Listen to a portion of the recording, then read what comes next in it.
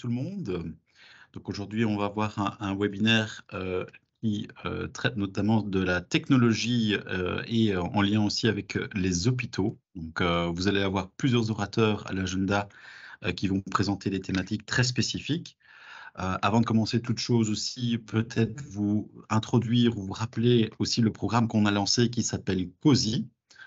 Donc COSI est un programme ici qui a été financé par les pouvoirs publics, donc par le ministre de la Recherche et de l'Innovation, Willy Boursu, et qui nous a accordé en fait du temps pour pouvoir développer 3 axes principaux en fait. On a voulu vraiment inclure et développer les hôpitaux à ce qu'ils soient raccrochés au développement de l'innovation sur le territoire wallon. Et donc COSI a pour but de créer et d'accompagner en fait les hôpitaux dans la création de cellules d'innovation proprement parlée, donc c'est-à-dire les structurer, amener les méthodologies pour gérer cette innovation et ensuite pouvoir la déployer. Et donc ça c'est le prochain axe. Le déploiement de cette innovation, c'est de permettre les hôpitaux de rencontrer des professionnels tels que vous aujourd'hui présents pour pouvoir développer les innovations qu'ils ont en interne. Alors cette innovation, elle peut être large, hein, donc c'est à la fois des processus opérationnels ou administratifs, mais aussi technologiques, médico-techniques évidemment. Et donc ce deuxième axe permet de faire rencontrer les hôpitaux avec les acteurs techniques, et de se rencontrer, de créer des nouveaux projets ensemble. Et alors le troisième axe, c'est un focus vraiment sur une communauté qu'on souhaite créer. Donc on veut communiquer sur les succès, sur ce que chacun veut faire et est en train de faire dans les projets notamment aussi, et de sensibiliser aussi les hôpitaux à ce que font les autres hôpitaux à l'échelle internationale. Et pour ce faire, on a également développé un livre blanc qui les sensibilise notamment à cette innovation à l'international. Alors, le premier intervenant qui va présenter ici, je vois qu'il y a une main levée. Je vais introduire ici le docteur Wissam Bousleiman, pardon. Donc ici, notre premier orateur, il est docteur médecine, spécialisé en radiologie. Il a également suivi tout un MBA et un diplôme en gestion d'entreprise, donc Vlerick et Stanford. Donc, il est médecin en chef au sein de l'hôpital Epicura à Ath. Donc, il est le directeur médical adjoint. Il est également le président du collège des médecins en chef du réseau phare. Il est également membre de l'association belge des directeurs des hôpitaux et du American College of Healthcare Executives.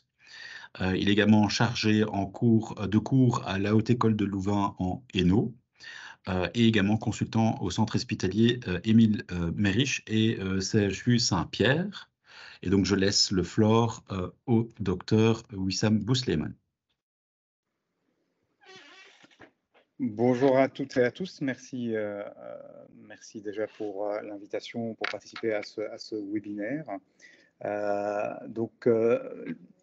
Je vais être général et global, surtout pour vous donner une idée de cet aspect de l'intelligence artificielle, de l'entrée de cette intelligence artificielle et du déploiement dans le secteur des soins de santé, qui est un secteur assez important et assez impacté par cette intelligence artificielle. Ce secteur de santé, donc tout ce qui est hospitalier et para-hospitalier, qui est en pleine transformation, est soumis depuis maintenant plusieurs années à de fortes contraintes qui soient économiques et également des exigences de qualité et de sécurité. Avec tout ça, il y a aussi des attentes croissantes qui sont, que ce soit de la part de patients, mais également des utilisateurs. Et ça constitue vraiment une priorité pour le développement de l'intelligence artificielle dans les institutions de santé et de soins. Tout ça dans un contexte de refonte de la nomenclature et de financement hospitalier qui devient de plus en plus indispensable et de plus en plus pressante. Cette transformation qu'on vit depuis maintenant plusieurs années, comme toute transformation par ailleurs, est accompagnée dans un premier temps par des doutes, par des questionnements et des craintes de la part d'un personnel médical et paramédical, mais également de nos patients. Comme directeur médical, un des défis majeurs dans l'implémentation et le déploiement de ces outils IA dans nos institutions, dans un hôpital, c'est la résistance au changement des utilisateurs, mais également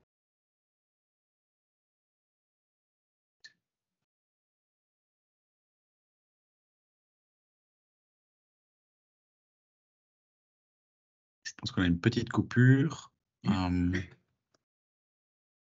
Peut-être un petit problème de réseau. Oui, je ne sais pas si on m'entend. Oui, c'est bon. Voilà. Oui. Donc, je disais que l'IA ne fait plus partie de la science-fiction, bien sûr, et ça depuis très très longtemps. Moi, je suis radiologue, comme ça a été précisé, et depuis bien longtemps maintenant, on m'annonce que la radiologie va disparaître, et comme radiologue, on va nous remplacer par des machines. Donc, c'est pas très très récent. On en parle depuis maintenant quelques années d'une façon un peu plus importante, mais les premiers outils qu'on peut étiqueter d'intelligence artificielle en radiologie remontent à une quinzaine d'années. Donc, nous ne sommes pas dans un stade de découverte. Elle occupe bien sûr de plus en plus d'espace dans notre quotidien, mais dans notre quotidien aussi hors hôpital, mais également dans notre quotidien hospitalier. Elle pénètre de plus en plus et avec probablement une nette accélération qui va arriver dans les mois et années à venir dans nos pratiques hospitalières. Les opportunités d'application et les domaines d'application, je ne vais pas en parler parce que ce n'est pas mon sujet ce jour. Vous allez entendre beaucoup d'applications, mais vous voyez que les applications, en tout cas les opportunités, sont très très nombreuses au sein d'un hôpital et également très diversifiées. Ils vont du domaine du prédictif au domaine organisationnel jusqu'aux soins et même le post-soin. Donc, comme directeur médical, comme un département stratégique dans la vision à impulser un hôpital, nous sommes très très concernés par ces opportunités. Il faut garder un œil bien ouvert pour capter ces opportunités et prendre le train quand il faut et ne pas attendre pour devenir uniquement un utilisateur une fois que tout est mis en place. Et si nous regardons les secteurs les plus impactés par l'IA, par exemple, il y a une étude récente française, elle n'est pas belge, c'est vrai, mais on peut faire un parallélisme. Par exemple, en France, l'impact de l'IA pour la santé se place en première place, avant l'industrie, avant les transports et avant d'autres services publics. Donc, comme secteur, elle sera vraiment bien impactée. Et comme vous voyez ici, les opportunités d'application sont assez nombreuses et elles se mettent petit à petit dans nos hôpitaux. Les demandes viennent du terrain, mais également parfois elles sont impulsées par les directions. Donc, il y a un mix entre les deux qui parfois est difficile à gérer parce que ça dépend des équipes, ça dépend des utilisateurs internes, l'engouement et l'intérêt que les utilisateurs ont pour ces applications, pour ces développements, pour ces idées sont très variables. Et ça, c'est un deuxième, en tout cas un deuxième obstacle. Nous rencontrons au sein d'un hôpital, mais aussi au sein même d'un seul service, d'une connaissance et d'une expertise très très variée et variable de ces développements et de cette intelligence artificielle.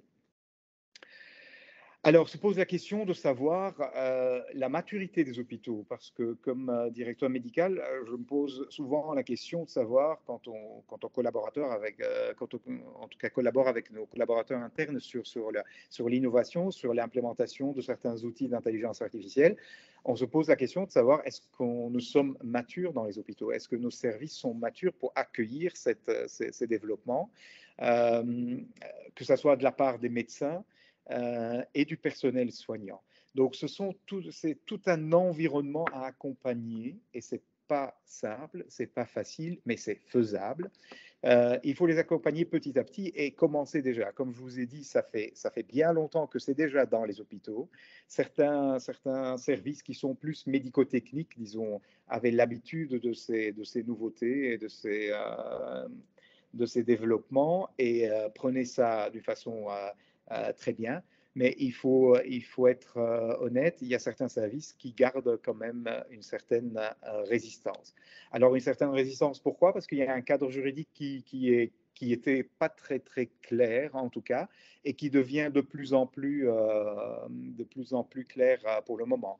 Ce qu'il faut savoir que récemment, le 14 juin par exemple, le Parlement européen a adopté à une large majorité l'IA Act, qui est vraiment cette première étape vers une régulation de l'intelligence artificielle et vers la mise en place d'un cadre officiel et d'un cadre juridique. C'est une réglementation qui s'appliquera dans les 2 ans dans tous les États membres européens. Elle va avoir certainement des répercussions dans le secteur de la santé parce que les systèmes d'intelligence artificielle qui nous concernent et qui sont donc qui concernent le système de la santé sont considérés comme à haut risque. Donc cette nouvelle réglementation, elle va reconnaître aussi le principe de la garantie humaine. C'est quoi le principe de la garantie humaine? C'est un principe qui va assurer le développement éthique des intelligences artificielles du secteur de la santé, tout en établissant des ponts de supervision qui restent humaines au cours de leur évolution et de leur utilisation. C'est une réglementation qui vise aussi à un petit peu rassurer les utilisateurs et certains médecins et personnels soignants qui sont de temps en temps réticents à l'idée d'introduction ou de l'accompagnement de l'intelligence artificielle dans certains de leurs fonctions. Parce que ce qu'il faut aussi rassurer, c'est que l'intelligence artificielle ne remplacera pas les spécialités. Il y a une étude de l'Institut Montaigne qui remonte à 2019 qui est très chouette à lire et qui est bien claire là-dessus.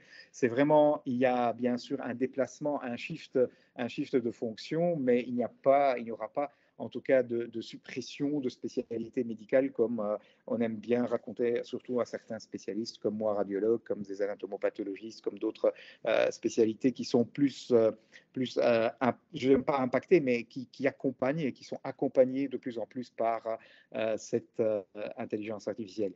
Et il faut faire comprendre surtout à tous les utilisateurs que c'est vraiment un vrai levier au recrutement. Au recrutement interne, on souffre actuellement d'un recrutement médical, infirmier et paramédical, et cette intelligence artificielle est également là, et dans certains aspects, est là pour être un levier au recrutement. Cette réglementation entrera en vigueur en 2025, et il faudrait qu'on se prépare petit à petit à ce qu'on puisse mettre en place cette transformation des métiers. Donc les enjeux, il y a eu un baromètre en France, il n'y a pas eu un baromètre belge, surtout qui a intéressé les CHU français et donc tout ce qui est direction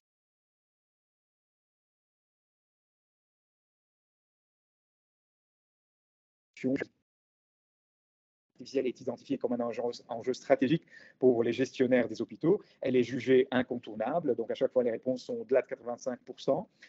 Mais il y a aussi une nécessité de prioriser et d'anticiper l'impact de l'intelligence artificielle. Comme je l'ai dit au début, en tant que directeur médical, et ça dépend de quel service ça dépend, mais on est parfois aussi bombardé par des idées et certaines propositions. Il est important pour nous de pouvoir prioriser et de voir un petit peu, d'étudier en tout cas le bénéfice de ces applications et de cet impact de l'intelligence artificielle sur notre propre fonctionnement qui est très hétérogène au sein même d'un même hôpital. Donc, étudier les risques est une réalité, les risques existent et il y a un risque de brouillage qui est réel. Il faut être certain qu'il n'y a pas d'utilisation abusive, bien sûr. Il y a des impacts aussi organisationnels qui sont très importants à anticiper parce que faire rentrer l'intelligence artificielle, c'est faire rentrer quelque chose qui va chambouler les habitudes. Le milieu médical, contrairement à ce qu'on croit, est très conservateur et donc on peut tenir à certaines façons de faire, surtout pour les plus anciens et les plus experts. Donc tout ça nécessite de la part des directions médicales et des directions générales une gestion du changement assez intelligente et soft. Alors se pose souvent la question de savoir qui sponsorise ça. Elle est du domaine de qui? Est-ce qu'elle est du domaine du pure direction médicale? Oui, non, donc ça dépend des hôpitaux et c'est à chaque direction de défendre ça et en fonction de l'expertise interne. Est-ce qu'il faut une direction stratégique qui est en tout cas typique et dédiée à l'intelligence artificielle? C'est aussi une idée qui fait son chemin dans certains hôpitaux. Mais en tout cas, c'est une question qui a le mérite d'être posée et qu'il faut que chaque comité de direction se positionne sur le leadership de cette intelligence artificielle et de son déploiement et de son introduction au sein des hôpitaux. Est-ce que ça doit être dans le domaine du département de la recherche? Il y a des plus, il y a des moins, dans la direction des projets, qui savent très très bien déployer des projets et qui ont cette expertise. Voilà, donc ça c'est une question qui a le mérite de se poser et qui se pose en général quand on souhaite introduire l'intelligence artificielle au sein de nos propres hôpitaux. Je relève aussi un manque d'expertise, ça il faut être honnête, donc les services ne sont pas au même niveau, les hôpitaux ne sont pas au même niveau, l'intérêt n'est pas le même, mais parfois dans certains domaines, nous manquons énormément d'expertise, donc se faire accompagner est souvent un plus par des experts. Alors, avoir un benchmark, c'est important de savoir parce que nous avançons tous un petit peu chacun de son côté. Donc, avoir un benchmark sur les nouveautés, sur l'introduction de l'intelligence artificielle au sein de nos institutions de soins et de santé est un plus. Et je plaide pour avoir ce benchmark en Belgique. Ça sera très probablement un moteur, mais également un outil transparent qui peut être utilisé par nous, direction, mais qui peut être aussi rassurant pour les utilisateurs, que ce soit le corps médical ou bien le personnel soignant, mais également les patients. Voilà, je pense que j'ai un petit peu fait le tour de ce point de vue donc, du côté direction médicale vis-à-vis de cet enjeu d'intelligence artificielle au sein de nos institutions de soins de santé. J'ai laissé mon mail à la fin et donc n'hésitez pas s'il y a un contact à prendre ou bien des questions, mon mail se trouve sur la dernière diapositive. Parfait, un tout grand merci. Notre prochain orateur ici est le docteur François Roucou. Alors, grande particularité du docteur François Roucou, c'est qu'il est à la fois médecin et informaticien. Donc, ce sont des petites perles rares qu'on a trop peu souvent sur le territoire. Donc, il est responsable du département IT du CHU de Charleroi, ici. Il est également donc conseiller technique et board member de Medispring, chargé de cours à l'UC Louvain, faculté de médecine, évidemment.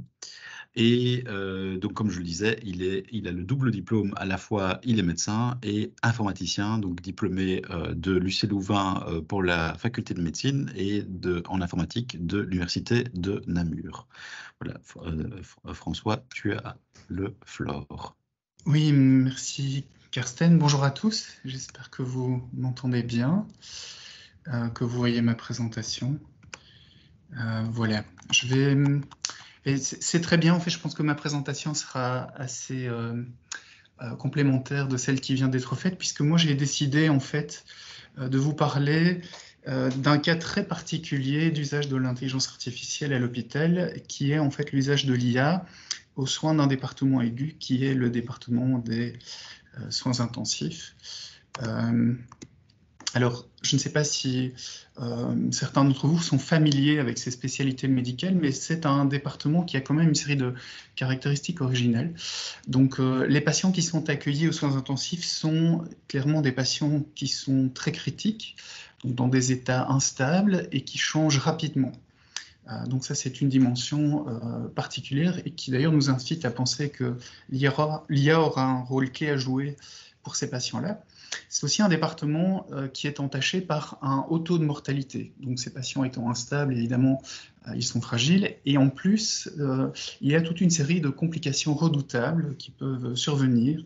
J'en prends une au hasard, qu'on appelle le sepsis, qui est en fait une réaction globale, une défaillance d'organes globale du corps humain suite à une infection bactérielle qui se répand. Et souvent, ce sont des conditions qui, si elles ne sont pas prises en charge très tôt et de façon très énergique, sont mortelles. Alors, sur un aspect un peu plus logistique et organisationnel, en fait, les soins intensifs constituent un des goulots d'étranglement du système hospitalier. On l'a bien vu dans la crise Covid, où en fait toute une série de patients ont pu être, alors peut-être pas en Belgique, mais dans d'autres pays, en attente de soins intensifs parce qu'il n'y avait pas suffisamment de lits disponibles dans le pays. Et hors période d'épidémie, évidemment, ces lits ne sont pas nécessaires tout le temps, mais effectivement, quand on est dans une situation critique, le service devient un goulot d'étranglement, et en plus, ce sont des lits qui coûtent très cher, parce qu'en fait, ils sont suréquipés, donc avec un équipement technique très important, un personnel majoré pour prendre en charge ces patients. Et donc, il y a une dimension en fait logistique et d'optimisation de l'usage de ces lits, de ce service très prégnante. Alors, c'est aussi un service dans lequel les patients sont les plus observés parce qu'en fait, on les a pareils avec toute une série de capteurs et donc ce sont des centaines de paramètres, le plus souvent quantitatifs, qui sont mesurés en temps réel ou en quasi-temps réel. Certains paramètres sont actualisés plusieurs dizaines de fois par seconde et en fait, ça représente un flot de données absolument gigantesque pour un médecin qui doit prendre en charge ses patients. Et cliniquement, on constate qu'en fait, moins de 10% de ces paramètres sont effectivement utilisés à l'heure actuelle pour la prise en charge de ces patients. Et alors, dernière petite particularité, c'est qu'en fait, ces patients qui sont médiqués et très observés, en fait, permettent de mettre en évidence des effets médicamenteux très rapidement. Et donc là, on est dans une temporalité qui est parfois bien différente de la temporalité qu'on pourrait avoir dans une étude clinique médicamenteuse classique. Et donc là, il y a également un gros potentiel d'appliquer l'IA à ces patients, également pour des études médicamenteuses. Alors, le CHU de Charleroi est impliqué dans différents projets qui touchent à l'usage de l'IA aux soins intensifs. Je ne vais pas m'attarder sur ces projets. Mais donc, il y a une dimension de recherche chez nous. Il y a une dimension de recherche parce qu'en fait, à l'heure actuelle, il y a peu de solutions déjà industrialisées qui existent pour l'usage de l'IA aux soins intensifs. Et donc, on est encore dans une phase, j'ai envie de dire, de débroussaillage du domaine. Et ici, j'ai listé sur cette slide différents sujets d'intérêt qui ont été par le passé explorés en combinant l'IA et les soins intensifs. Donc on a évidemment tout cet aspect logistique, organisation dont j'ai parlé, avec notamment la possibilité de faire de la prédiction sur des durées de séjour, sur des taux de mortalité et sur toute une série en fait de devenir des patients, comme par exemple éventuellement le risque de séquelles en post-hospitalisation et ce genre de choses. Donc là, il y a toute une série de techniques qui ont été utilisées pour étudier ces données. On parle aussi d'études autour du taux de réadmission, par exemple. J'ai parlé du sepsis. Ça, c'est une vraie question dans la spécialité. Et il y a quelques études qui existent pour dépister le plus tôt possible cette condition et pour réagir le plus tôt possible.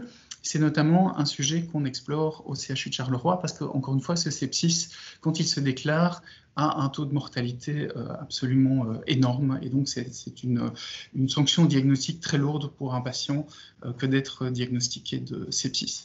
Il y a d'autres infections qui peuvent également se manifester et dont on espère détecter les prémices en utilisant l'IA. Il y a tout un tas d'aspects liés aux différents systèmes, donc par exemple le risque de développer un syndrome de détresse respiratoire aiguë qui peut être détecté à l'avance, la prédiction de certaines conditions d'instabilité, par exemple au niveau cardiaque, mais également au niveau respiratoire, et qui sont critiques non seulement d'anticiper, mais après de pouvoir réguler de façon active, et là aussi on pense que l'IA a un rôle très important à jouer. Voilà, la prédiction d'autres pathologies, comme par exemple les embolies pulmonaires, les insuffisances rénales. Et alors aussi une question qui taraude les soins intensifs, c'est ce qu'on appelle la réponse volumique d'un patient après l'administration de fluides. Vous savez qu'aux soins intensifs, les patients ont souvent de multiples pompes et donc on les remplit de différents liquides, soit médicamenteux, soit physiologiques, pour essayer de maintenir un certain équilibre dans leur homéostasie. Et en fait, le patient est un système complexe qui réagit de façon complexe et donc le pilotage de ces systèmes d'apport volumique est complexe également. Et donc ça, c'est un premier cas que je voudrais illustrer de façon un tout petit peu plus détaillée, où en fait l'idée, c'est de pouvoir construire un jumeau physiologique du patient qui va nous permettre de modéliser sa réponse hémodynamique à l'entrée de fluide dans son corps. Et sur base de cette modélisation, de faire de la prédiction sur voilà, différents aspects, comme par exemple sa tension artérielle, la perfusion de certains organes, la présence d'œdème ou pas, et donc de piloter les pompes à infusion sur base des réponses de ce modèle. Donc voilà un très beau cas d'usage. Tout ce que je vous ai montré jusqu'à présent sont des études qui ont été faites avec beaucoup de patients, donc parfois des centaines, parfois des milliers, parfois même plus. Alors il y a toute une série d'études également très intéressantes, mais qui à l'heure actuelle manquent en fait d'un quorum suffisant de patients. Je veux dire, une question clé aussi dans ce domaine, hein, donc c'est le monitoring et le pilotage des respirateurs. Hein. Vous savez que les patients aux soins intensifs sont souvent intubés avec un respirateur, et ce respirateur en fait a toute une série de modes de fonctionnement. Et ces modes en fait peuvent être changés. C'est un humain qui s'en charge en fonction de l'état du patient et de sa réaction au respirateur. Le problème, c'est que quand c'est un humain qui s'en occupe, ben déjà il faut un certain suivi, j'ai envie de dire, très, très étroit. Donc ça nécessite évidemment une présence constante, mais en plus de ça, malgré tout, on ne parvient pas à anticiper des épisodes qu'on appelle des épisodes de dysynchronie respiratoire qui peuvent en fait occasionner des lésions aux patients.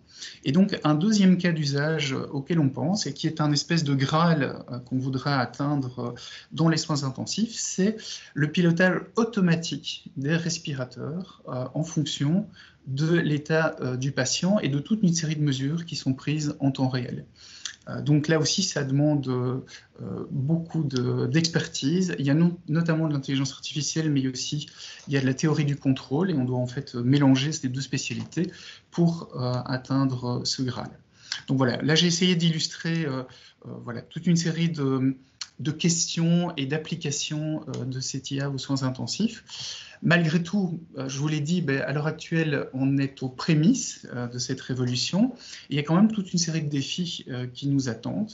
Un premier défi, c'est avoir confiance dans les données qu'on va utiliser pour entraîner ces algorithmes, parce que quand on enregistre des données médicales sur des patients dans un bassin de soins particulier, prenons Charleroi, eh bien, on a quand même toute une série d'indices qui nous laissent à penser que ces patients sont parfois un peu particuliers. Et donc, on a un mix de patients qui est peut-être spécifique au bassin Carolo. Et peut-être que si on entraînait ces algorithmes avec des données issues de patients ailleurs en Belgique ou dans d'autres pays, on n'obtiendrait peut-être pas les mêmes résultats. Et donc, il y a tout un défi autour de la robustesse des jeux de données à donner pour l'entraînement de ces modèles. Alors, il y a évidemment tout un défi autour de la précision de nos outils IA, et c'est la raison pour laquelle au CHU de Charleroi, on utilise des modèles qu'on appelle des transformers multimodaux, qui sont des modèles qui vont accepter des données dans tout un tas de spectres différents. On va avoir évidemment énormément de données dites time series, avec des séries temporelles, par exemple, de paramètres physiologiques, mais ces modèles vont aussi pouvoir se baser sur de l'imagerie ou sur, par exemple, des données tabulaires qu'on va trouver dans le dossier médical du patient. Alors, une dimension aussi très importante, c'est la transparence et l'interprétabilité de ces modèles. À l'heure actuelle, les modèles les plus performants, ce sont des modèles black box, boîte noire. Et une fois que le modèle vous donne une prédiction, il est très difficile de savoir pourquoi le modèle arrive à cette prédiction. Et donc, évidemment, ça pose une question de confiance au clinicien qui va baser son approche clinique sur les prédictions de ce modèle. Et donc là, il y a un gros travail à faire quant à la transparence et à l'interprétabilité de ces modèles.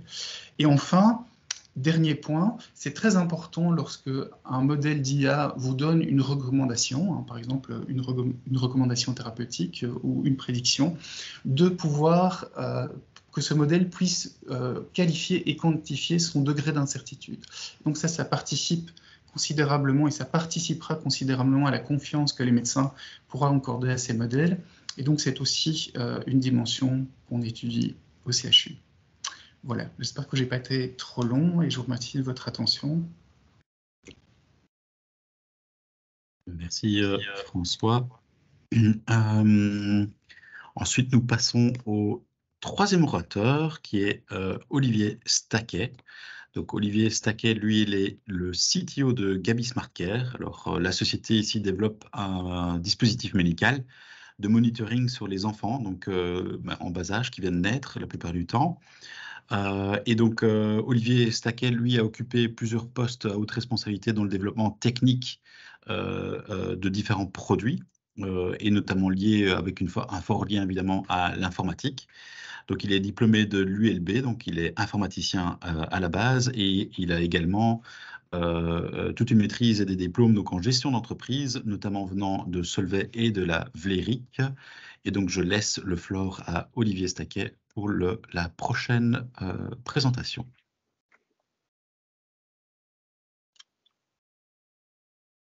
Merci Carsten. Pour la présentation, j'ai le droit de présenter comme ça sans autre forme de procès? Tu peux prendre la main normalement, il me semble, sur le... Oui, c'est l'onglet partager. Oui, en effet. Ouais, je l'ai, c'est bon. Voilà, est-ce que vous voyez mon écran? Parfait. Ok, ça va. Parce que comme j'ai pas de retour visuel sur le partage, c'est... Donc bonjour à tous. Donc moi je vais vous parler aujourd'hui de la partie, une partie un peu particulière de l'AI. C'est surtout l'utilisation de l'AI et de la data science dans le cadre de ce qu'on appelle le RPM, donc le Remote Patient Monitoring. C'est ce qu'on fait chez Gabi. Alors, premièrement, un bref récap sur qu'est-ce que le RPM, donc le Remote Patient Monitoring. Il y a beaucoup d'études qui ont été faites surtout aux États-Unis, parce qu'ils sont ils sont plus avancés que nous dans ce cas-là, essentiellement parce que le pays est très différent. Donc le pays, les hôpitaux aux États-Unis sont forcément beaucoup plus espacés, le pays est beaucoup plus grand, et donc ils ont développé beaucoup plus de technologies de type monitoring à domicile. Et là, on voit qu'il y a des bénéfices qui ont été prouvés de par des études, que ce soit au niveau des payers, donc des assurances de soins de santé, ou au niveau des hôpitaux. Ici, je vous reprends quelques chiffres pour donner un peu l'ampleur des gains qu'on pourrait espérer. La première, c'est la réduction des visites aux urgences jusqu'à 92%. Des visites aux urgences inutiles, évidemment. Hein. Je ne parle pas de quelqu'un qui est en septicémie et qui arrive aux urgences, c'est quand même un autre problème. Il y a beaucoup de personnes qui arrivent aux urgences, notamment dans les soins pédiatriques, parce que les parents ne savent pas ce qu'ils doivent faire avec leur enfant, ils ne savent pas ce qui se passe, et donc ils visitent les urgences. On a une réduction du nombre de réadmissions jusqu'à 40%. Diminuer les niveaux d'anxiété, et c'est essentiellement que ce soit chez les parents ou les patients, parce qu'ils ont le sentiment d'être, je ne vais pas dire surveillés, parce que le mot n'est pas adéquat, mais ils savent que si jamais il y a un souci, le médecin a accès aux données. Améliorer la satisfaction client ou la satisfaction patient à plus de 90%, réduire le séjour dans les hôpitaux, et notamment pour les personnes qui vont bien. Hein, je ne dis pas qu'il faut renvoyer tout le monde à la maison au bout de 2 jours, mais typiquement, quand une partie des patients, on les garde par habitude, on les garde 3 ou 4 jours à l'hôpital. Et pour ceux qui vont bien, pourquoi ne pas leur permettre de poursuivre leur rétablissement dans le confort de leur maison, avec quand même cette sécurité d'être quand même monitoré par un médecin. Et il y a une étude également d'une assurance de soins de santé aux États-Unis qui montre une diminution des coûts en utilisant du Remote Patient Monitoring, et qui est essentiellement liée à la diminution du taux de réadmission et à la diminution de la longueur des séjours en hôpitaux, une réduction des coûts de plus ou moins de l'ordre de 20%. Cependant, le Remote Patient Monitoring, ce n'est pas quelque chose qu'on peut implémenter comme ça en claquant des doigts en se disant un matin, tiens, on va faire ça. Pourquoi? Parce qu'il y a 2 forces qui viennent se mettre dans la chaîne. La première partie, c'est le manque de personnel médical. C'est valable aux États-Unis, c'est valable en France, c'est valable à peu près dans tous les pays d'Europe. C'est un vrai problème. Et en parallèle, à partir du moment où on dit qu'on fait du Remote Patient Monitoring, ça veut dire également un flux de données qui n'était pas là avant. Et donc, ces deux forces viennent faire que le Remote Patient Monitoring est très, très difficile à l'adoption.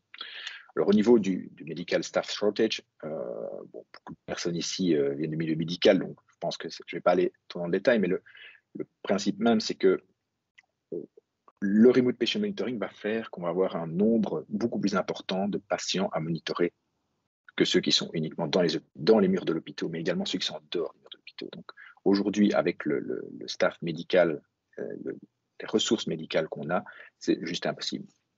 Et d'un autre côté, quand je parle de tsunami de données, on a un volume de données considérable qui peut arriver, et plus uniquement des données classiques, ponctuelles, avec un rapport fait par un spécialiste, mais des données qui vont arriver en continu et de plein de manières différentes, que ce soit des capteurs, que ce soit wearables, que ce soit des notifications dans des apps, les glucomètres, c'est beaucoup de données qui arriveront dès lors en real time.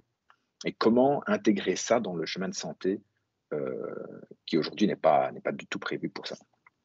Et là, on arrive à la conclusion, ok, le remote patient monitoring, en tout cas, les études montrent qu'on peut améliorer les soins de santé des individus, mais il y a beaucoup trop de données et pas assez de personnel médical pour les traiter. Et c'est là qu'on arrive à la partie data science pour les healthcare professionnels, donc pour les professionnels de la santé. Ouais, je dois de temps en temps aller rallumer la lampe parce que le détecteur est un petit peu derrière moi et je me retrouve vite dans le noir. Donc, des data science au service des professionnels de la santé. Et là, je ne vais pas uniquement vous parler d'AI parce que c'est quelque chose qui me tient beaucoup à cœur. Je pense qu'il y a deux parties, deux branches de la data science qui vont aider pour les soins de santé. La première, c'est tout ce qui est data visualization. Pourquoi? Parce que, comme il a été dit avant, on avait des points de données, parfois des séries de données temporelles, donc qui sont le classique, mais on va voir dans le futur beaucoup d'autres types de données. Et pour les aborder, on ne peut pas juste les mettre dans une feuille Excel. Je dis ça en plaisantant, mais une grande feuille Excel avec tous les points de données, c'est très très difficile pour un être humain de se les approprier et de les comprendre. Et donc là, il y a tout un travail qui est fait, et c'est une branche de la data science qui consiste à afficher ces données sous forme graphique pour qu'elles soient plus facilement compréhensibles et appréhendables par un être humain, mais également, pas uniquement faire des graphiques, mais identifier des tendances et mettre en évidence ce qu'on appelle les outliers en data, donc c'est-à-dire les anomalies.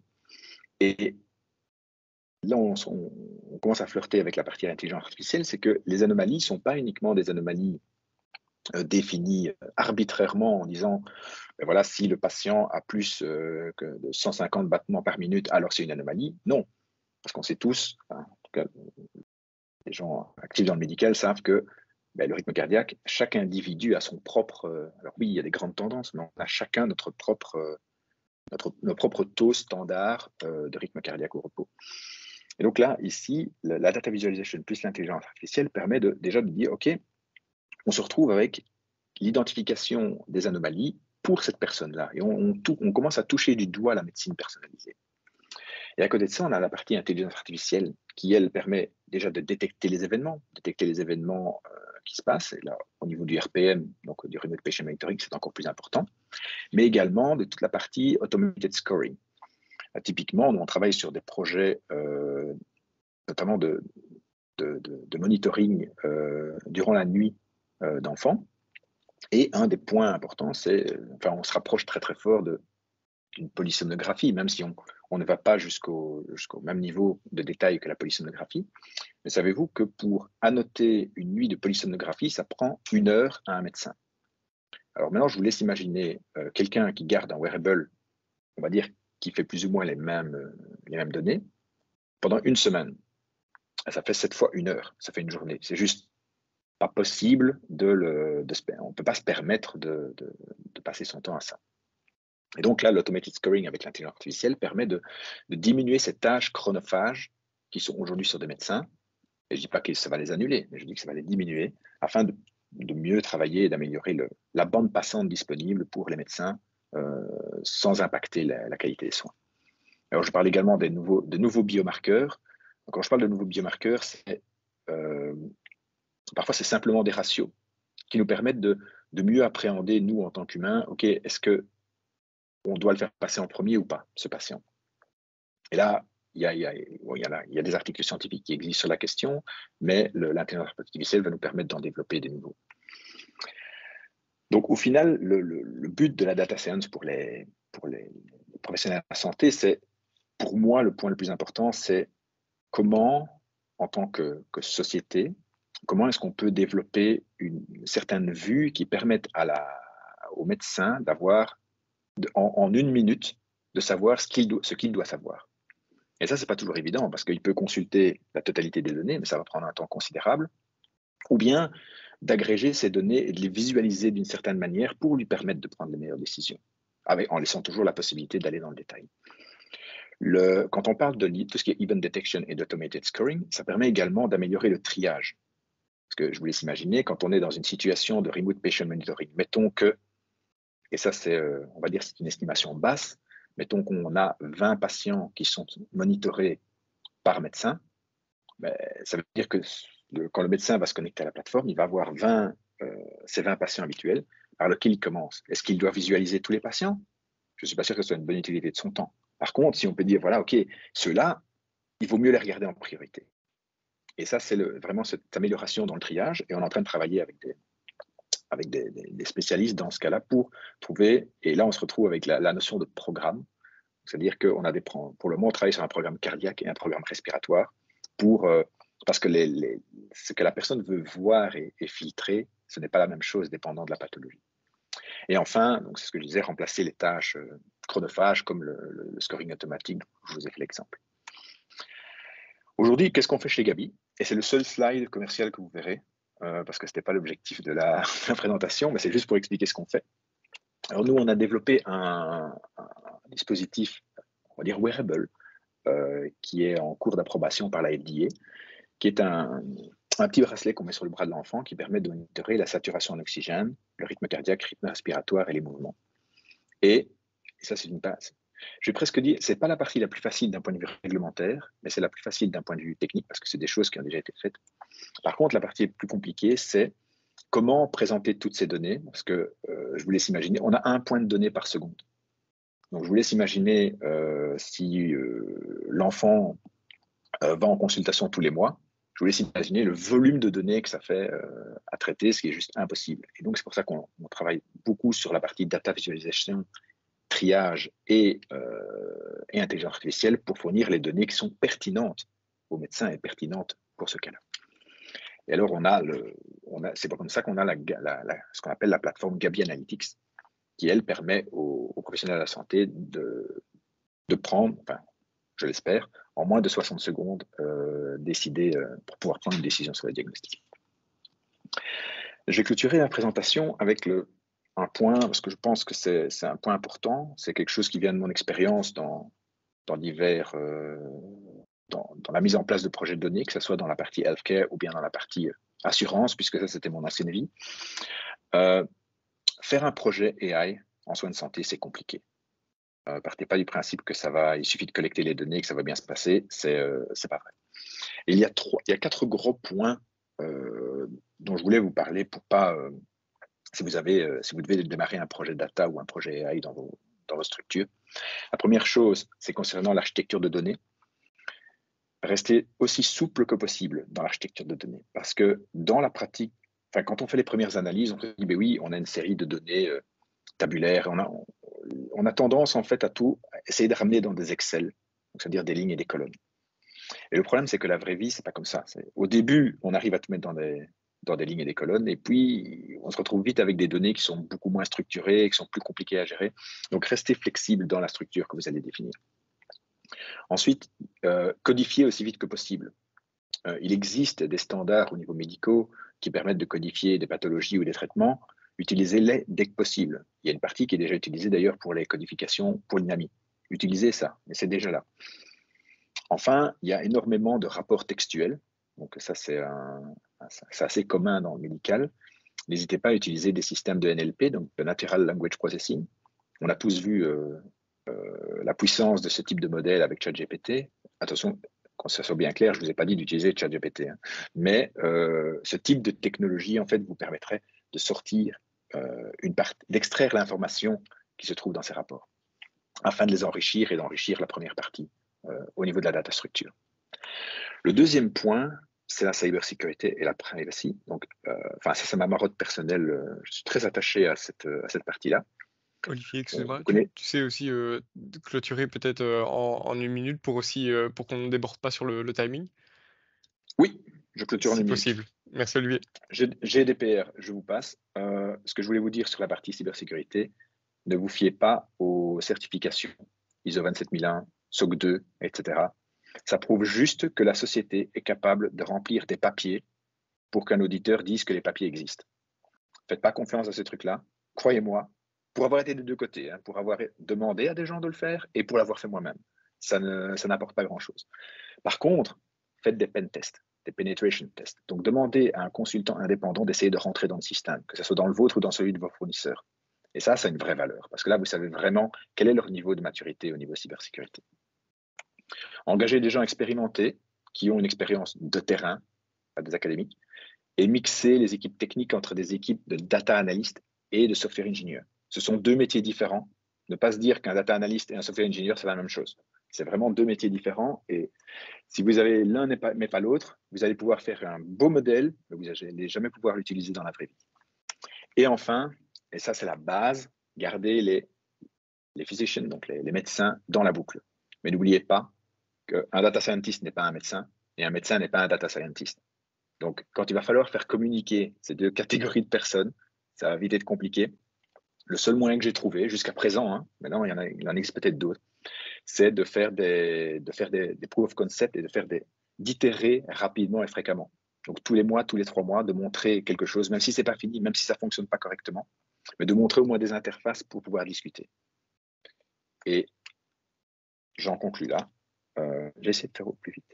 Mais si vous voulez, si le sujet vous intéresse, il y a mon email, n'hésitez pas, que ce soit pour améliorer les soins pédiatriques ou bien sur des architectures de données, c'est quelque chose qui m'intéresse beaucoup et c'est toujours bien de pouvoir en discuter. Parfait, merci Olivier en tout cas. Donc on a bien retenu les messages, attention à l'ISO, attention GDPR, mais aussi surtout Pentest, c'est important, intéressant effectivement. Donc, je pense que c'est des sujets qui sont très hot en ce moment, surtout avec les temps qui courent. Grand merci pour ta présentation. Nous passons à notre dernier orateur. Donc, à la base, donc, était prévu Jean Becca, qui était le cofondateur ici de la société Cytomine. Alors, nous accueillons Grégoire Vink, qui lui aussi est le cofondateur de Cytomine.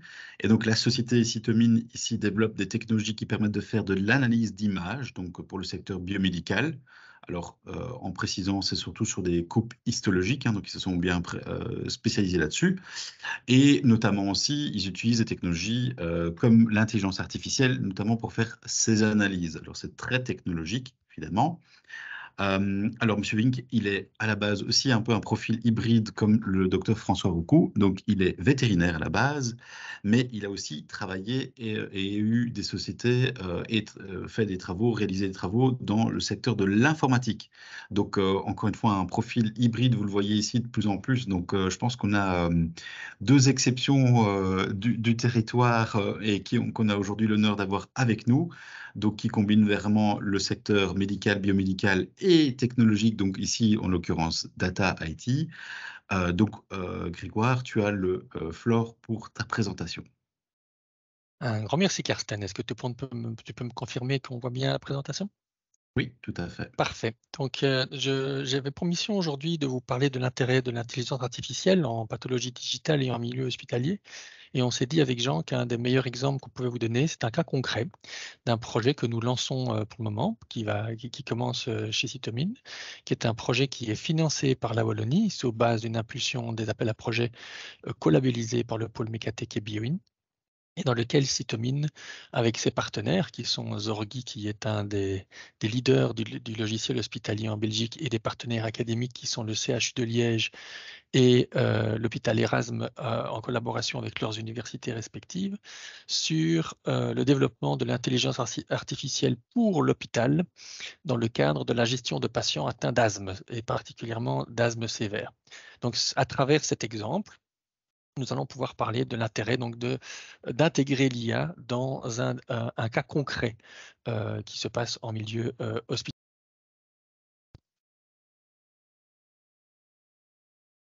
Oups. Donc, juste un petit rappel très succinct de l'asthme. Donc, on a souvent tendance à considérer dans la culture populaire que l'asthme est une maladie aiguë, ce qui est vrai, qui se manifeste par des crises de réduction de capacité respiratoire des différentes personnes concernés en fonction de certains stimuli, mais on a tendance parfois à oublier que quand ces patients sont asthmatiques depuis très longtemps, on bascule sur une autre forme de la maladie qui est l'asthme sévère et ou chronique, dans lequel le principal symptôme, c'est une réduction progressive des capacités respiratoires du patient par une obstruction des voies aériennes de différentes raisons, épaississement des muqueuses, accumulation de mucus, contraction des muscles au niveau des voies aériennes. Donc on voit ici sur le modèle de droite, des voies aériennes que l'on comprend beaucoup plus aisément obstruées et donc difficiles pour une fonction respiratoire de qualité. De manière globale, si on regarde au niveau mondial, donc on peut considérer que 8% de la population est asthmatique, donc c'est quand même la maladie la plus présente au niveau des maladies chroniques, au niveau des voies respiratoires, et de manière globale, pour le diagnostic, elle se fait par des tests de fonction pulmonaire, ce qui est quand même le plus évident pour une maladie chronique, des prises de sang ou des analyses de gaz respiratoire pour voir si les échanges gazeux se réalisent bien au niveau des alvéoles pulmonaires. Dans ces 8% de la population qui sont asthmatiques, on considère que 10% souffrent d'un asthme sévère. Et dans le cadre du diagnostic de cet asthme sévère, ce qui est très important, c'est de pouvoir caractériser le type d'inflammation qui est présent au sein des voies aériennes. Et en gros, sans rentrer dans les détails, on a deux types, celles qui sont sous contrôle éosinophilique et celles qui sont sous contrôle neutrophilique. Et donc le but, c'est véritablement d'aller caractériser cette inflammation présente au sein des voies aériennes. Et le golden standard dans cette matière, c'est le comptage et la classification et la caractérisation des populations inflammatoires cellulaires au sein des voies aériennes. Alors pour ça, il y a une technique qui s'appelle la technique du sputum, où on va, avec des bronchodilatateurs, des respirateurs, forcer ou induire, si je puis dire plus correctement, le patient à donner un expectorat de ce qu'il y a au sein de ses bronches.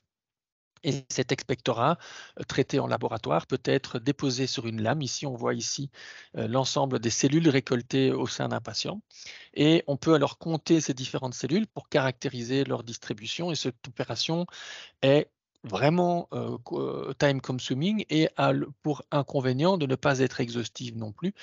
Si on prend un technicien de laboratoire chevronné à l'heure actuelle qui reçoit pour mission de compter environ 500 cellules, il va la compter dans un ou deux des 5 zones qui sont mises ici par rapport à l'entièreté de l'échantillon disponible. Donc ça lui prend un certain temps et on n'a qu'une vision fractionnée des données. Donc l'objectif du projet, c'est de pouvoir déléguer à des IA cette tâche qui est vraiment chronophage et rébarbative pour les techniciens, parce que l'IA peut être beaucoup plus rapide et exhaustive. Et donc on développe une solution qui permet de caractériser, de compter chaque élément cellulaire dans chaque échantillon, de manière à offrir très rapidement aux médecins une vision nettement plus globale et exhaustive de ce qui se passe au sein des voies aériennes du patient. Grâce à ça, il y a au cumul de 3 IA successives, une qui se consacre sur le comptage et la classification, et une seconde qui va aller voir des caractéristiques particulières au sein des cellules. Est-ce qu'il y a des granules de production? Est-ce qu'il y a des cristaux au sein de l'expectorat qui témoignent d'un certain type d'inflammation? On peut trier ces différents patients. On parlait avec l'orateur précédent du triage, c'est la même chose ici. Et on peut considérer que 61% de ces patients asthmatiques sévères vont présenter ce qu'on appelle une inflammation éosinophilique. Et en fonction du résultat d'une troisième IA qui se basera sur des images complémentaires pour aller identifier quels sont les facteurs de l'inflammation qui sont réellement produits par ces cellules, on peut vraiment aboutir à une personnalisation du diagnostic et du soin qui sera mis en place par les médecins. Alors, au niveau opératoire, la partie de laboratoire, donc la collecte du sputum, le traitement du sputum, c'est tout ce qui est sur la partie de gauche ici au niveau de la slide. Dans la bande du haut, c'est ce qui se passe maintenant. Cette partie-là ne changera pas. Donc, on va collecter le sputum chez le patient, on le centrifuge, on met un mucolytique de manière à ce que tout ce qui est mucus disparaisse. On vérifie, il y a une grande phase de vérification que l'échantillon est de qualité suffisante que pour servir au test. Et ces cellules sont colorées et déposées sur une lame de verre. À l'heure d'aujourd'hui, comme je l'ai expliqué, c'est mis sous microscope par des techniciens spécialisés, codés, encodés à la main dans des fichiers qui doivent après être rentrés dans le dossier patient et soumis au médecin. Et comme c'est par des techniciens spécialisés qui ne sont pas spécialisés que en sable, ce process peut prendre jusqu'à une semaine.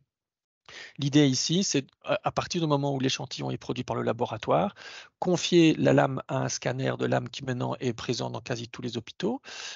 Et cette lame, donc cette image numérique de très haute résolution, parce qu'on va voir le détail de la cellule, est fournie à une IA qui va faire donc ces différentes étapes de détection, comptage, classification, de manière à ce que automatiquement les données soient injectées dans un logiciel de patients informatisés tel que ici dans le cadre de notre consortium, le dossier Expertise Care de Zorghi. Et donc, dans le jour d'après, le médecin peut avoir le rapport complet sur la caractérisation de l'inflammation, ce qui, face à un patient asthmatique en crise, est véritablement un gros bénéfice dans sa prise en charge. Au-delà de ça, également, comme les images sont numérisées et déposées sur des serveurs, comme on l'a maintenant l'habitude pour l'imagerie médicale, il y a aussi cette possibilité de revenir en arrière et de voir les images. Donc il y a deux gains que l'on perçoit dans ce type de projet, un pour le patient forcément et un pour le clinicien. Donc pour le patient, c'est la garantie d'avoir un diagnostic beaucoup plus précis vu qu'il prend l'exhaustivité des données qui sont à sa disposition. Comme ces données sont exhaustives et qu'elles sont calculées de manière plus précise pour lui, il peut avoir accès à une thérapie beaucoup plus personnalisée avec beaucoup moins d'effets secondaires de son côté, avec des crises qui sont forcément du coup beaucoup plus espacées et une chute importante de la morbidité et éventuellement de la mortalité liée à sa pathologie, et donc vraiment une médecine personnalisée. Pour le clinicien et l'hôpital, il y a évidemment un gain de temps. On a 3 minutes par slide pour compter des millions de cellules par rapport à 30 minutes par un technicien qui en compte 500. Et donc, ça fait des gains aussi au niveau financier, mais aussi un diagnostic au niveau médical qui est beaucoup moins subjectif et une meilleure prise en charge de ce patient dans un parcours globalisé avec cette possibilité donc de réanalyser les lames plus tard. Pourquoi je le dis plus tard? Parce que toutes ces pathologies évoluent, enfin les connaissances relatives à ces pathologies évoluent dans le temps. La pathologie du patient également a un point très important, c'est qu'elle présente une évolution qui peut changer d'un patient à l'autre. Et donc ce retour en arrière dans le temps est beaucoup plus facilité lorsque l'ensemble de ces données sont numérisées, y compris les lames avec les différentes cellules. Et de même, tout ça ouvre des nouvelles portes à la définition de nouvelles perspectives thérapeutiques et peut être appliqué dans d'autres maladies telles que la COPD, donc la Chronic Obstructive Pulmonary Disease, qui présente des similitudes avec l'asthme chronique. Tout ça permettant également un gain de temps pour les techniciens spécialisés qui peuvent donc se consacrer à d'autres tâches. Et il n'y a plus de ce bottleneck au sein de l'hôpital qui va donc prendre la décision ou non d'appliquer ce golden standard parce qu'il a ou non des techniciens dans ce comptage cellulaire. Ici, c'est peut-être délégué à l'IA, ce qui est pour un gain pour tous. Donc voici par l'exemple un exemple de projet qui est lancé maintenant et qui permettra donc de faire une première expérience pour ces hôpitaux d'intelligence artificielle dans l'aide au diagnostic, et j'insiste très fort sur l'aide. On n'est pas là pour diagnostiquer, on est là pour aider à diagnostiquer. Donc dans l'aide au diagnostic et à la prise en charge de patients en milieu hospitalier. Un grand merci pour votre attention. Parfait, merci Grégoire. Alors j'attire aussi votre attention donc sur le fait que pour complémenter en fait votre compréhension sur les enjeux de l'intelligence artificielle dans les hôpitaux, donc mon collègue Christophe vient de publier dans le chat aussi donc l'étude qui a été réalisée en Belgique sur 2022. Donc, vous avez un PDF ici qui est mis dans le chat auquel vous avez accès. Donc, je ne sais pas par contre si vous avez accès après le webinaire ou pas, dans la continuité après sur Teams. Donc, n'hésitez pas à directement cliquer sur le lien pour le télécharger. Comme ça, vous l'avez déjà aussi. Et alors, je pense qu'on va passer ici à la suite des deux webinaires donc, sur l'agenda. Je pense que c'est Antoine ou Christophe qui reprennent leur relais, c'est bien ça? Oui, je prends ici le relais en espérant que Christophe n'avait pas prévu une introduction. Donc, bonjour à toutes et à tous, je m'appelle Antoine Hublet, je suis chef de projet à l'Agence du numérique et en charge du programme digital Wallonia for AI. Je vais vous partager ici une présentation. Est-ce que vous voyez bien mon écran? Bon. Ok, parfait. Oui. Et donc, Vous avez vu ici un ensemble de use cases et vous l'avez compris, l'intelligence artificielle n'est pas utilisée pour la technologie, donc on n'utilise pas la technologie pour la technologie. Bien au contraire, on utilise la technologie pour répondre à différents besoins. Les besoins sont très nombreux dans le cadre des hôpitaux. C'est-à-dire qu'on peut quantifier la durée d'un séjour patient, on peut analyser, détecter des anomalies, notamment respiratoires. On peut encoder et faciliter l'encodage des dossiers patients ou encore faciliter la gestion du personnel soignant. Donc les cas sont très divers. On peut aussi partir dans l'aspect logistique. Et en effet, comme je le disais, les problématiques sont très nombreuses dans un hôpital. Et donc, les hôpitaux probablement ne savent pas par quel projet démarrer. C'est déjà peut-être une première chose, un premier frein qui est identifié pour les hôpitaux. Et deuxièmement, ne savent pas toujours avec qui travailler, donc, qui est expert et qui pourrait les aider à développer justement des projets bien précis. Eh bien, c'est l'objet aussi de cette intervention, c'est de pouvoir vous parler du Startia, qui est un appel à projet, un dispositif ici spécialisé dans les soins de santé qu'on a lancé avec Well et Mecatech pour identifier des opportunités en matière d'intelligence artificielle. Donc l'objectif de ce dispositif, c'est vous mettre en relation, vous en tant qu'hôpital ou en tant qu'expert du domaine de la santé, vous mettre en relation avec un prestataire de service en intelligence artificielle et qui va pouvoir, sur base de votre activité, sur base de vos données, prioriser les différents use cases et mettre justement une matrice faisabilité-impact pour voir quels sont les projets prioritaires à développer dans le cadre de votre activité. C'est l'objet ici de ce Startia qui est facile d'accès. Donc on a un taux de recommandation de 100% puisque les entreprises peuvent simplement s'y inscrire en complétant un formulaire d'inscription en 10 minutes. Et donc, pouvoir démarrer ce diagnostic qui ne demandera par la suite aucune paperasse. La charge administrative est réalisée par l'expert. Et donc, c'est aujourd'hui un dispositif qui a fait ses preuves. C'est une mission d'une valeur de 5 000 € qui est subventionnée à 70% par l'Agence du numérique dans le cadre de Digital Wallonia for AI.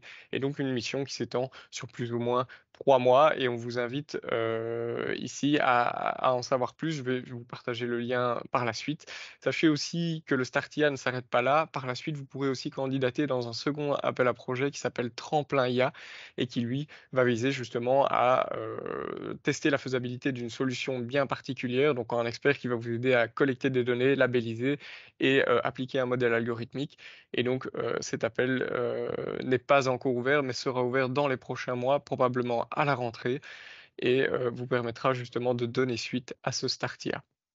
Alors, dernier message, étant donné qu'il est déjà passé 13 heures, je vous invite à vous rendre sur digitalwallonia.be/ia pour en savoir plus sur ce Startia spécial pour les soins de santé.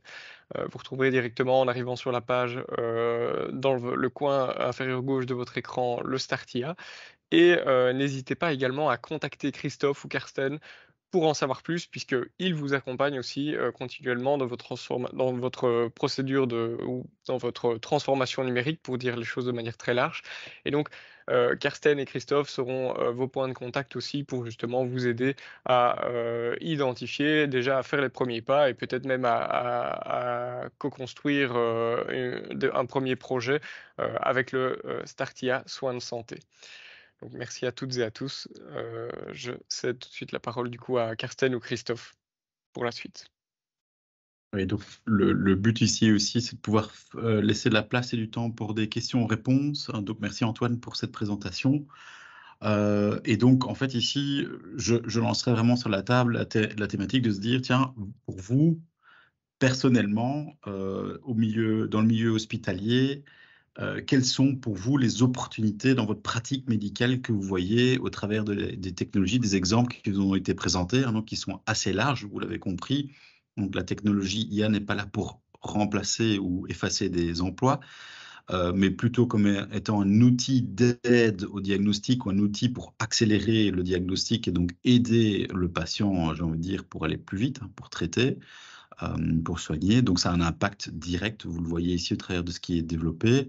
Donc, voilà, est-ce que j'invite vraiment les praticiens ici à prendre la parole, de vraiment voilà, voir ou expliquer quelles sont les opportunités que vous verriez, et alors à ce moment-là, de laisser place peut-être à quelques experts de répondre, vous aider, guider, et ou le cas échéant, on viendrait évidemment vous mettre en relation les uns avec les autres.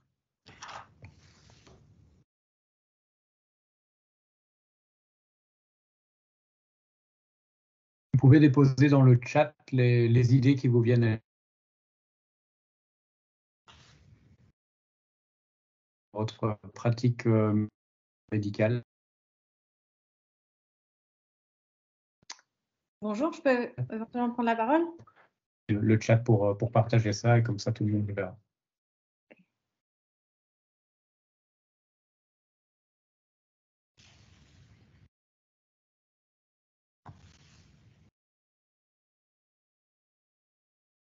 Oui, il y a quelqu'un qui lève la main. Héloïse? Je me demande si Marilyn Destré n'a pas souhaité prendre la parole. Non? Oh, pardon, j'ai entendu une voix.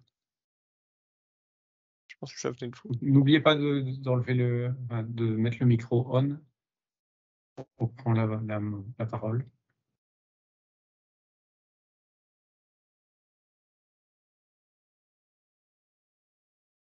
Non. Est-ce que tu souhaites qu'on traite déjà les deux premières, les trois qui sont déjà affichés, Christophe? Ou il y en a déjà 2, 3 là qui sont là? Et je vois qu'il y a des mains qui sont levées aussi. Oui. Avons-nous la base de départ, à savoir des données structurées de diagnostic, de problèmes médicaux et autres? Donc effectivement, l'IA s'alimente de données. Quelles sont les bases que l'on a pour démarrer? Où se trouve-t-elle? Oui, et donc je me permets de prendre la parole puisque c'est moi qui ai posé la question. Toutes les opportunités que vous avez citées dans les différentes présentations, nous les avons également. Ce que François a expliqué aussi, nous l'avons également, et j'en profite pour lui faire un petit coucou, je ferme la parenthèse. Mais ça a été dit aussi dans sa présentation, le gros problème, c'est d'avoir confiance dans les données que nous avons pour que l'IA puisse interpréter.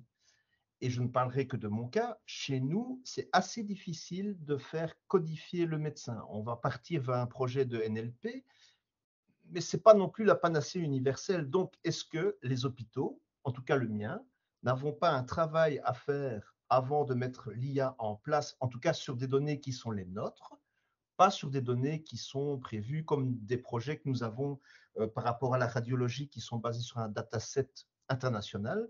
Mais chez nous, est-ce qu'on n'a pas un premier travail à faire de sensibilisation de nos médecins, en tout cas de tout producteur de données, pour pouvoir codifier pour que ce soit exploitable par une IA? François veut réagir directement à ça.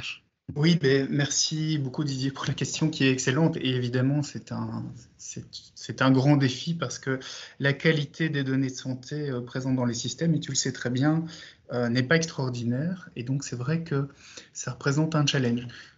Sur les projets que j'ai décrits, en fait on prévoit chaque fois un budget effectivement pour rémunérer des médecins qui vont labelliser des données. Mais c'est vrai que l'idéal serait que la plupart des données cliniques de la vie réelle soient correctement labellisées, codifiées, structurées. Je pense qu'il faut être imaginatif parce que ça fait en fait, enfin moi ça fait plus de 10 ans que je suis confronté à cette problématique de faire codifier les médecins. Ça commence à passer dans certaines spécialités, par exemple en médecine générale, on commence à avoir certains jeunes médecins qui le font, mais c'est aussi parce que les systèmes de codification sont plus simples qu'en médecine spécialisée, avec des ontologies ou des classifications qui sont beaucoup plus réduites. Mais je pense qu'à l'heure actuelle, il n'y a aucun médecin qui fait de la codification en SNOMED au day-to-day. Et je ne sais même pas si c'est la solution. Moi, j'entrevois 2 solutions. Tu as parlé de NLP. Dernièrement, moi, j'ai fait quelques tests avec des grands modèles de langage qui avaient été fine-tunés pour des tâches de codification. Et les résultats sont très encourageants, je trouve. Et alors, ce que j'envisage, moi, de mettre en place au niveau du CHU de Charleroi, c'est qu'en fait, on a des services de codification spécifiques, par exemple, pour le RHM, hein, donc qui sont des notions qui touchent au financement des hôpitaux. Et je pense que l'IA va permettre, en fait, d'alléger le travail de ces services pour leur permettre peut-être d'adresser des tâches d'augmentation de la qualité des dossiers. Donc voilà, moi, c'est 2 pistes que je vois comme ça. Mais c'est clair que ça reste un grand défi pour le domaine.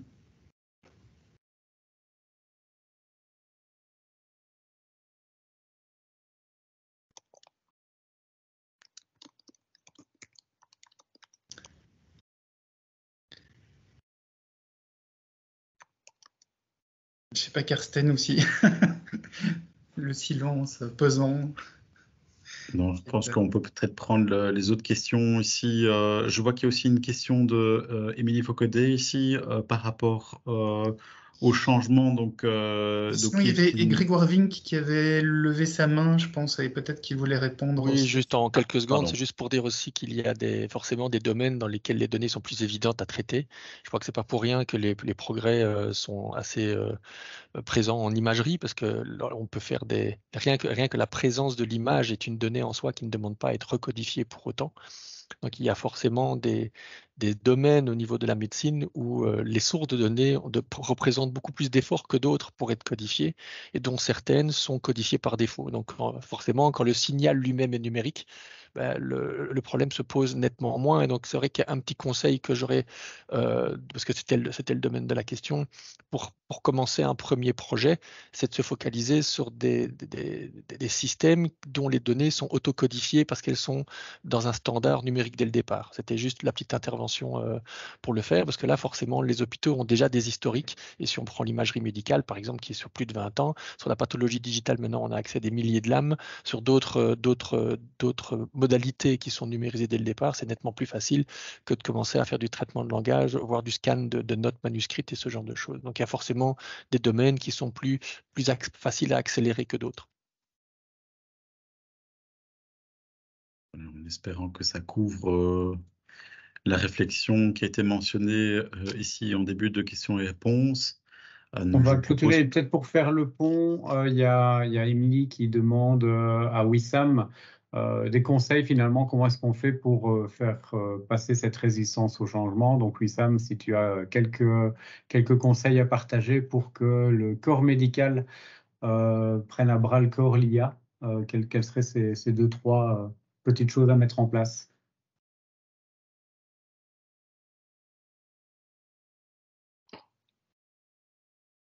C'est un petit souci de connexion de la part de Wissam. Ouais. Désolé, la connexion est mauvaise, donc je ne sais pas quelle est la question. Donc la question, c'était quels sont les conseils que tu donnes pour vaincre un petit peu cette résistance au changement qui avait été évoquée dans ta présentation?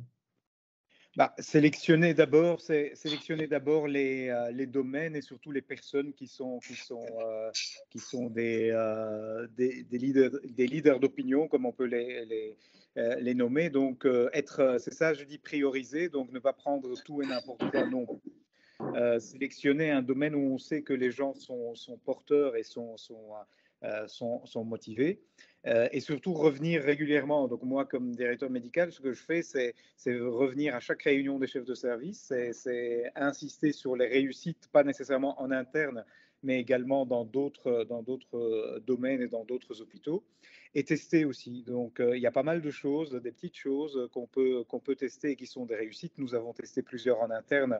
Je pourrais vous donner plus de détails en privé par le mail, que ce soit organisationnel, en gestion de lits par exemple, où c'est vraiment de l'organisation qui est très très embêtante, et c'est un facteur bloquant. Ok, merci beaucoup. Il y a une question qui est... Tout ce qui est gestion des hôpitaux. Merci Wissam. Il y avait une question, donc est-ce que les enregistrements seront disponibles ou les présentations, Antoine, pour les participants? Comment est-ce que sont prévus L'enregistrement sera diffusé sur le YouTube de Digital Wallonia. Et évidemment, on peut faire un post-mailing si les orateurs acceptent de partager leur présentation avec le lien des présentations. Ok, parfait. Merci. Et donc justement, le test et adoption, comme dit Wissam, ben, c'est la raison d'être des Start IA. Donc explorer et ensuite pour tester, c'est les tremplins IA. Donc il y a deux réponses à cette question d'adoption, savoir vers où on va, quelles sont les priorités, et ensuite tester pour voir si cela fonctionne et si ça a du sens de prolonger l'expérience. Ben, Antoine, je te laisse clôturer alors l'événement et Ok, parfait. Eh bien, je ne m'y attendais pas, Christophe. C'est donc une surprise, mais merci à toutes et à tous pour votre présence, pour votre participation. Je trouvais que les interventions étaient d'une grande qualité, donc merci aux orateurs.